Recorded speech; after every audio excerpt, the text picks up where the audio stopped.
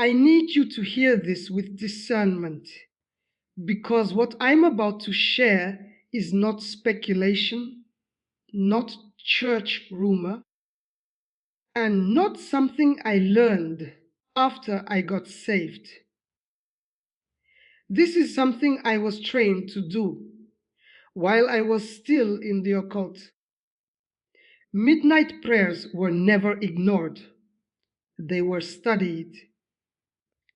Before Jesus pulled me out of witchcraft, we knew exactly who prayed at midnight. We knew when they started. We knew when they stopped. And more importantly, we knew why many of their prayers never crossed certain spiritual boundaries. People assume witches fear midnight prayers. That's only partially true.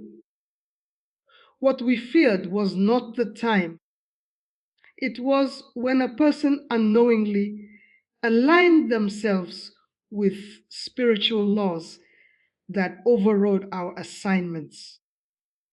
But most believers didn't. I remember being shocked. The first time I learned this, witches don't block prayers by power alone. They block prayers through law. 4 specific spiritual laws govern access, movement, and response in the unseen realm. And when believers violate these laws, even while praying passionately, their prayers stall, circle back, or get neutralized before reaching their destination. I watched sincere Christians cry, fast, shout, and warfare at midnight, not realizing they were unknowingly canceling their own prayers while speaking them.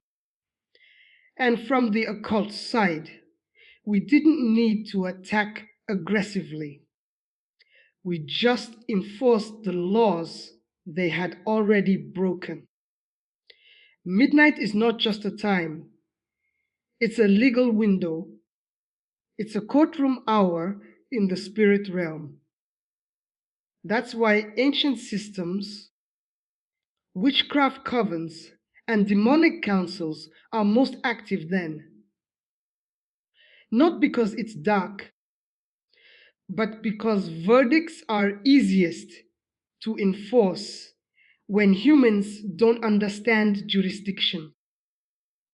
I'm speaking now as someone who escaped that system, someone who knows how prayers were intercepted, delayed, redirected, or drained of authority, not because God didn't hear, but because spiritual protocol was violated.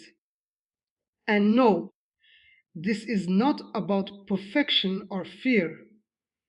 It's about knowledge. Darkness thrives where believers are sincere but uninformed. If you've ever prayed at midnight and felt exhausted but unchanged, if you've wondered why you sensed resistance without clarity, if breakthrough seemed close but never landed, this message is for you. In the next chapters, I'm going to expose the 4 spiritual laws witches rely on to block midnight prayers, and how to align yourself so your prayers stop being observed and start being answered. The first spiritual law witches rely on to block midnight prayers is this: nothing moves without access. Power means nothing without permission. Authority is meaningless without legal entry. This law governed everything we did. Most believers assume witches or demons just attack prayers. That's not how it works. We were taught to never waste energy resisting a prayer unless access already existed. Why? Because without access, resistance is illegal. But with access, even small, overlooked access, blocking becomes effortless. I remember assignments where we didn't monitor prayer strength at all. We monitored lifestyle alignment, words spoken during the day, unrepented compromises, lingering offenses, private habits believers excused as not that serious. Those were doors. Midnight prayers didn't close those doors. In fact, sometimes they highlighted them. Here's the hard truth: midnight amplifies everything. It amplifies prayer, but it also amplifies unresolved access. So when a believer entered midnight prayer carrying open doors, their prayer created spiritual noise without authority. And in the occult, we knew exactly how to exploit that. One of the most common access points was unguarded speech, complaining all day, then commanding at midnight, declaring faith publicly, but privately agreeing with fear, failure, or lack. Midnight prayers don't erase daytime agreements. Spiritual law demands consistency of authority. Another access point was offense. We loved offense. We cultivated it. Because offense gives legal standing to block mercy-based prayers. I watched people pray passionately for breakthroughs while still holding resentment toward family members, pastors, or even God Himself. Their prayers rose, but hit resistance immediately because access had already been granted to opposition. This is why some people feel heavy at midnight, not attacked, restricted, like praying in thick air. That's not absence of power. That's the presence of unresolved legality. Witches don't stop prayers by shouting louder. They stop them by pointing to access and saying, this prayer has no jurisdiction here. And when access exists, the law sides with resistance. This is why repentance before midnight prayer is not optional, it's strategic. Repentance isn't weakness, it's a legal weapon. It closes doors before prayers rise. And closed doors terrify the kingdom of darkness more than aggressive warfare ever could. The first law is simple but devastating when ignored. Where access remains, authority is limited. And most believers don't lose at midnight because they lack faith. They lose because they didn't secure the gates first. In the next chapter, I'll expose the second law, one we relied on heavily, why timing alone doesn't guarantee answers, and how many midnight prayers fail because they violate spiritual order without realizing it.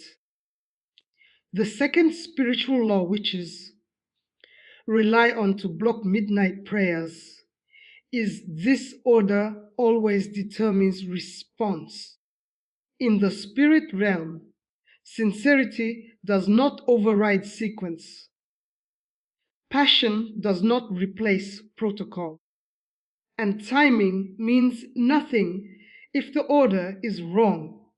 This law was one of our strongest advantages. I watched believers rush into midnight prayer with warfare language, rebukes, and declarations, not realizing they were speaking out of position.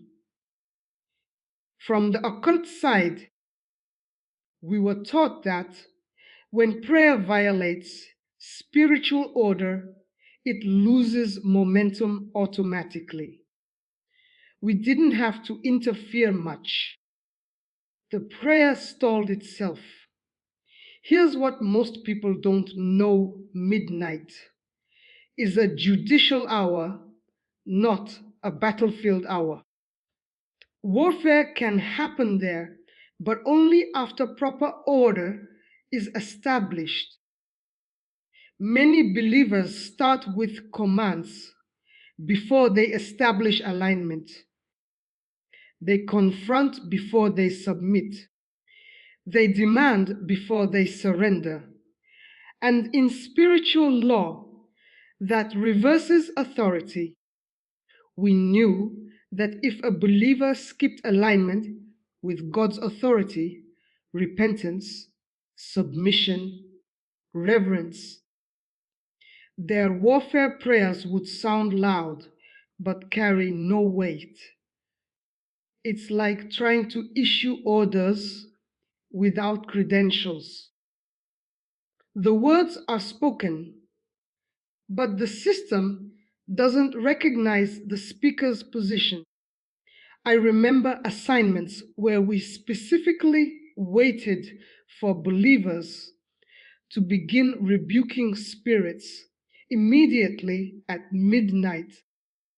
Once they did, resistance was easy, not because they were wrong to resist, but because they resisted out of order. Authority flows downward, not upward. You must stand under authority before you exercise it. Another violation of order was impatience. Midnight prayers often failed because people were rushing God instead of aligning with Him. They treated midnight like a magic switch instead of a legal moment. When impatience governs prayer, it shifts the posture from trust to control. And control is not authority, it's insecurity wearing religious language. This is why some people pray at midnight and feel spiritually cut off halfway through. It's not demonic interruption, it's misalignment. The prayer rose, but without proper order, it couldn't be processed. In the occult, we understood this well. That's why rituals always followed strict sequence.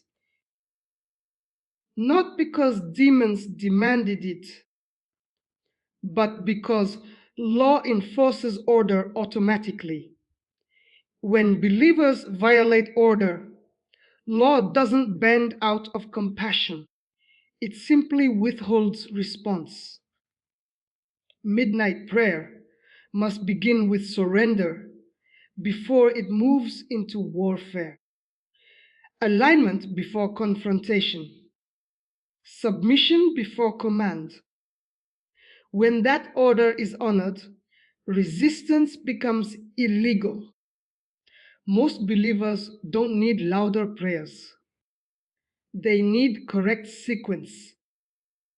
And in the next chapter, I'll expose the third law, one that explains why many midnight prayers are heard but never answered, and how words spoken earlier in the day can override everything you say at night.